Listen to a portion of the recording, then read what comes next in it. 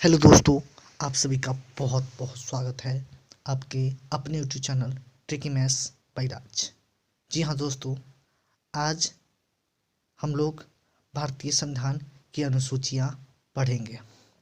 भारतीय संविधान की अनुसूचियाँ के बारे में जानेंगे, कितनी अनुसूचियाँ हैं और सभी अनुच्छेद में अनुसूचियाँ में क्या क्या है, अनुसूची 1 में क्या है, अनुसूची 2 में क्या है, अनुसूची 3 में क्या है।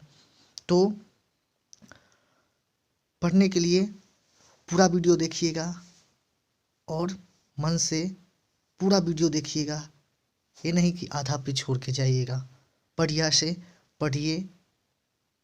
देखते हैं भारतीय संविधान की अनुसूचियाँ। जी हाँ दोस्तों, और अच्छा लगे ना तो लाइक करें, सब्सक्राइब करें और प्लीज़ कमेंट करना ना भूलें, ताकि मैं और अच्छे अच्छे वीडियो डालता रहूँ।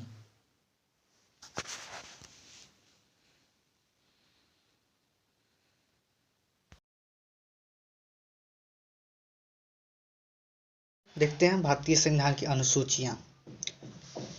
अनुसूचियाँ अनुसूचियाँ जो मूल संविधान में कितनी अनुसूचियाँ थी? मूल संविधान में 8 अनुसूचियाँ थी। वर्तमान में कितनी अनुसूचियाँ हैं? तो 12 अनुसूची हैं। 12 अनुसूची हैं। और विश्व का सबसे बड़ा लिखित संविधान तो अंग्रेज के समय 1935 के भारत शासन अधिनियम का 1935 के भारत शासन अधिनियम, जो उस समय का विश्व का सबसे बड़ा लिखित संविधान था, 1935 के भारत शासन अधिनियम। उसमें आर्टिकल कितने थे? 321 आर्टिकल थे। भाग कितने थे? तो 14 भाग थे। और अनुसूचियां कितनी थी? 10।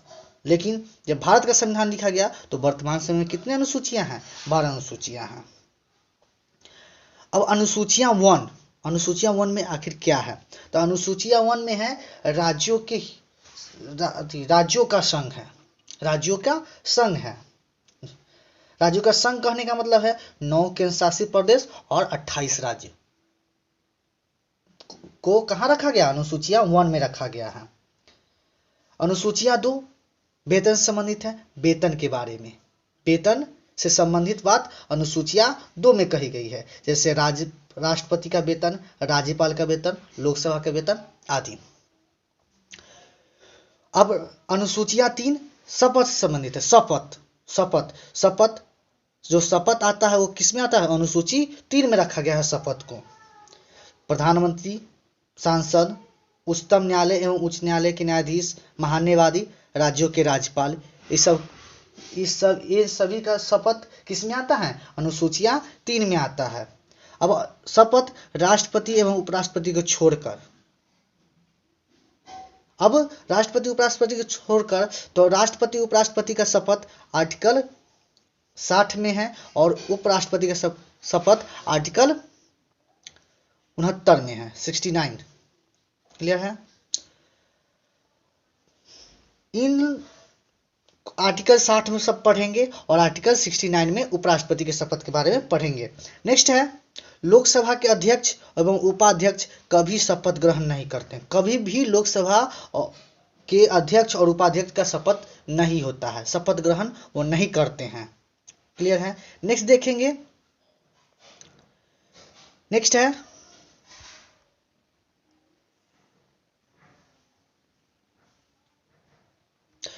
अनुसूची 4 किसे है? अनुसूची 4 है राज्यों में सीटों का आवंटन। अनुसूची 4 में क्या कहा गया है? राज्यों में सीटों का आवंटन। मतलब हर राज्य में हर राज्य से सीट बांट दिया गया। जैसे सांसद, यूपी से कितने सांसद आएंगे? राज्यों में सीटों का आवंटन, यूपी से कितने सांसद? 31 सांसद। एमपी से कितने? 11। राजस्थान से कितने? 10। और जम्मू कश्मीर से कितने? 4। यहाँ मतलब बांट दिया गया है कि हाँ, राज्यों में सीटों का आवंटन, इतना से इतना सांसद, यूपी से इतना सांसद आएंगे और उत्तराखंड से इतना आएंगे, एमपी से इतना आएंगे। अब देखिए, राज्यों में यूपी से सबसे ज्यादा सांसद आते हैं, सबसे ज्यादा यूपी से आते हैं। लेकिन अमेरिका क्या है? अमेरिका के राज्यसभा को क्या कहा गया? सीनेट कहा गया है। अमेरिका में वैसा नहीं है। अमेरिका में हर राज्य से 2 मेंबर चुन के आएंगे। जैसे 50 राज्य से 2 मेंबर, तो टोटल कितने सीट हुए? 100 सीट हुए। क्लियर है? नेक्स्ट देखते हैं अनुसूची 5, जो बहुत इंपॉर्टेंट है। इसमें अनुसूची 5 क्या है कि SC ST के प्रशासन तथा नियंत्रण राज्य के द्वारा किया जाएगा। मतलब SC ST के लोग हैं उनको जो भी प्रशासन में नियंत्रण देगा राज्य द्वारा किया जाएगा। जो भी आरक्षित किया जाएगा वह राज्य द्वारा किया जाएगा। और देखते पढ़ेंगे आगे, आर्टिकल 17 में अस्पृश्यता का भी उल्लेख है। आर्टिकल 17 अस्पृश्यता मतलब छुआछूत का अंत है। और देखेंगे कि यहाँ पे मुंबई हाईकोर्ट ने दलित सब पर रोक लगा दिया। अब किसी को दलित कह के हम नहीं पुकार सकते हैं, मुंबई हाईकोर्ट ने रोक लगा दिया। अब देखेंगे नेक्स्ट अनुसूची 6, यह असम, त्रिपुरा, मेघालय और मिजोरम राज्य में रहने वाले SC ST लोगों के प्रशासन एवं नियंत्रण राज्य के द्वारा किया जाएगा। असम, त्रिपुरा, मेघालय और मिजोरम के जो रहने वाले जो भी SC ST लोग हैं उनका प्रशासन एवं नियंत्रण क्या राज्य के द्वारा किया जाएगा। याद रखने का तरीका है ATM स्क्वायर। ATM स्क्वायर कहने का मतलब असम, A से असम, T से त्रिपुरा, M से स्क्वायर, 2 M हो गया, तो M से मेघालय और 1 M से मिजोरम। अब देखेंगे अनुसूची 7। अनुसूची 7 में है केंद्र एवं राज्यों के बीच शक्ति का बंटवारा। इसमें केंद्र में राज्यों के बीच शक्ति का बंटवारा कर दिया गया है कि केंद्र का कानून बनाना है तो आप इस विषय पर कानून बनाइए, राज्य इस विषय पर कानून बनाएगा। और नेक्स्ट है कि केंद्र और राज्य एक साथ मिलकर कानून बनाएगा। सबको बांट दिया गया है कि आप यहाँ से यहाँ तक कानून बनाइए, हम यहाँ से यहाँ बनाएंगे, यहाँ से यहाँ जो भी बनाना है। तो देखेंगे बांट दिया गया। तो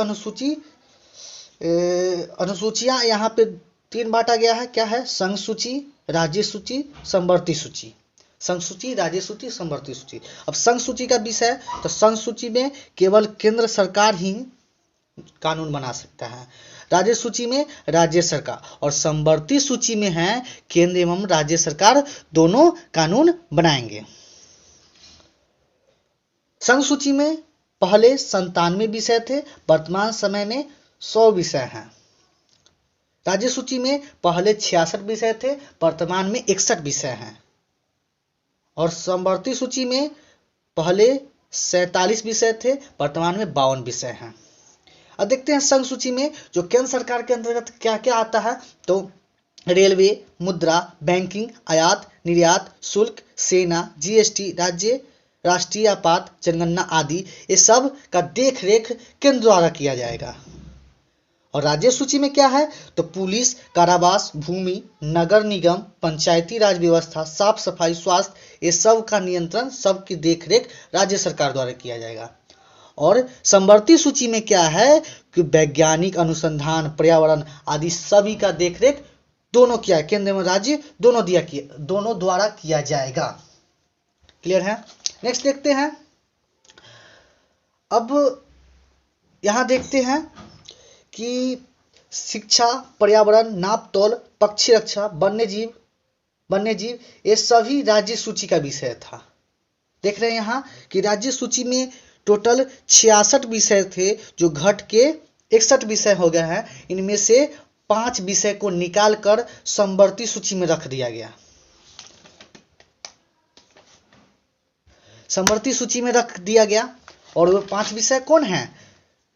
शिक्षा, पर्यावरण, नापतोल, पक्षी रक्षा, वन्यजीव। ये किनके द्वारा निकाला गया? इंदिरा गांधी द्वारा निकाला गया। इंदिरा गांधी द्वारा संविधान में संशोधन किया गया। कैमा संविधान संशोधन?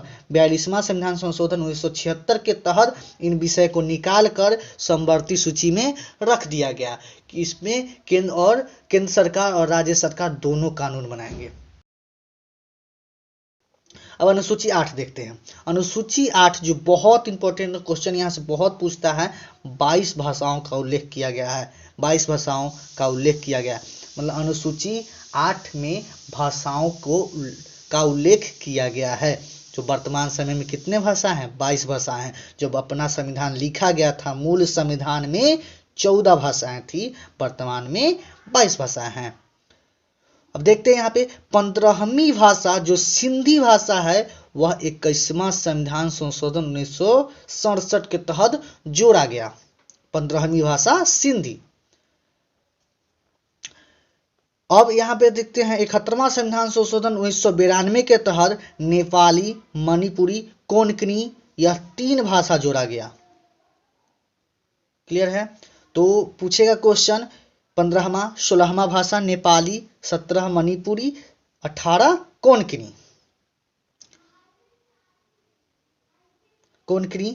ठीक है, इसको याद करने का ट्रिक है, नमक आप याद रखिएगा तो आपको याद रहेगा नेपाली, मणिपुरी और कोंकणी। नेक्स्ट है मैथिली, डोगरी, संथाली एवं बोडो 92वां संविधान संशोधन 2003 के तहत यह जोड़ा गया। क्लियर है? तो 19वां, 20, 21 और 22 भाषा हो गया टोटल। क्लियर है? नेक्स्ट देखते हैं अब आर्टिकल 345 में क्या कहा गया। आर्टिकल 345 में कहा गया है कि राज्य अपना एक से अधिक भाषा जो 8वीं अनुसूची में है, जो 8वीं अनुसूची में है को राजकीय या राज्य भाषा बना सकती है। आर्टिकल 345 में कहा गया है कि राज्य अपना राज्य भाषा या राजकीय भाषा यदि चाहेगी तो एक या एक से अधिक बना सकती है, एक या एक से अधिक बना सकती है। क्लियर है? अब देखेंगे 8वीं अनुसूची में जो भाषा शामिल नहीं है वो कौन कौन है। 8वीं अनुसूची में जो भाषा शामिल नहीं है वो है इंग्लिश, हरियाणवी, राजस्थानी, अवधी एवं भोजपुरी शामिल नहीं है। भोजपुरी का मांग किया जा रहा है कि इसको शामिल किया जाए, तो जल्द ही शामिल हो जाएगा। देखते हैं, तो बाद में 23 भाषाएं हो जाएंगी। नेक्स्ट देखते हैं, अब यहां एक पॉइंट दिया हुआ है, जो भाषा 8वीं अनुसूची में शामिल है उन्हीं भाषाओं में राज्यसभा, विधानसभा एवं लोकसभा में बोल सकते हैं। अब यहाँ पे 22 भाषा कौन कौन है, इसको एक ट्रिक के माध्यम से याद करने की कोशिश करेंगे। अवा, संत कम कम पत्ते देता है उस गुहिल को।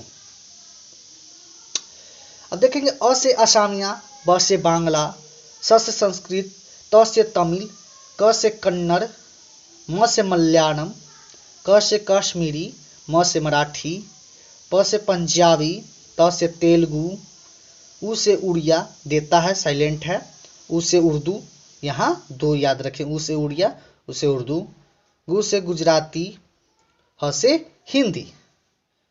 क्लियर है? देखेंगे अनुसूची 9 में यह प्रथम संविधान संशोधन 1951 के तहत जोड़ा गया और उन विषय को जोड़ा गया जो बाध्य योग न हो। बाध्य योग न हो कहने का मतलब इनको चेंज नहीं किया जा सकता, उन विषय को जोड़ा गया है जिस पर एक बार कानून बना दिया गया वह चेंज नहीं हो सकता, कोई भी न्यायालय संसद द्वारा चेंज नहीं हो सकता। क्लियर है? जो बाध्य योग न हो, परिवर्तनीय न हो, उन्हीं विषय को जोड़ा गया है। क्लियर है? लेकिन 11 जनवरी 2007 से मौलिक अधिकार के उल्लंघन होने पर सुप्रीम कोर्ट ने कहा कि यह बाध्य योग है। मौलिक अधिकार का यदि उल्लंघन हो रहा है तो यह परिवर्तनीय है, यह बाध्य योग है। क्लियर है? अब अनुसूची 9 में अनुसूची 9 में कौन कौन विषय है, तो चकबंदी, जमींदारी, अनुमूलन कानून, भूमि सुधार आदि सभी अनुसूची 9 के अंतर्गत आते हैं और ये सभी बाध्य योग नहीं है, लेकिन मौलिक अधिकार के उल्लंघन होने की सिचुएशन में यह बाध्य योग है। अब अनुसूची 10 यह दल बदल से संबंधित है। दल बदल का मतलब होता है लोकसभा, विधानसभा का यदि चुनाव होता है और चुनाव होने के 6 महीने के अंदर यदि आप किसी अन्य पार्टी में, एक पार्टी छोड़कर दूसरे पार्टी में शामिल होते हैं तो आपकी सदस्यता समाप्त कर दी जाएगी। देखेंगे भारतीय राजनीतिक में एक बुराइयां आ गई थी, लोग पैसों के लालच, मंत्री बनने के लालच से एक पार्टी को छोड़कर किसी अन्य पार्टी में शामिल होकर और वहां सरकार बना लेते थे, जिसके कारण यह बुराइयों को देखते हुए राजीव गांधी जी ने संविधान में संशोधन किया और 52वां संविधान संशोधन 1985 के तहत अनुसूची 10 को जोड़े, अनुसूची 10 को जोड़े और दल बदल कानून को जोड़ दिए। क्या 52वां संविधान संशोधन के तहत। तो प्रश्न पूछेगा यहाँ पे कि 52वां संविधान संशोधन के तहत कौन सा विषय जोड़ा गया, कौन सा सूची जोड़ा, अनुसूची जोड़ा गया, तो 10वीं अनुसूची जोड़ा गया। और यह किससे संबंधित है, तो दल बदल से संबंधित है। और किनके द्वारा यह संशोधन किया गया था, तो राजीव गांधी के द्वारा संशोधन किया गया था। प्रधानमंत्री कौन थे, राजीव गांधी थे। और राष्ट्रपति कौन थे, ज्ञानी जैल सिंह थे। नेक्स्ट देखते हैं अनुसूची 11, यह भी मोस्ट इंपॉर्टेंट है। यह 73वां संविधान संशोधन 1992 के तहत जोड़ा गया और यह ग्राम पंचायत से संबंधित है। किससे संबंधित है, ग्राम पंचायत से संबंधित है। तो प्रश्न पूछेगा ग्राम पंचायत का उल्लेख किस अनुसूची में है, तो 11वीं अनुसूची में है। इसमें 29 विषय हैं, इसमें कुल 29 विषय हैं।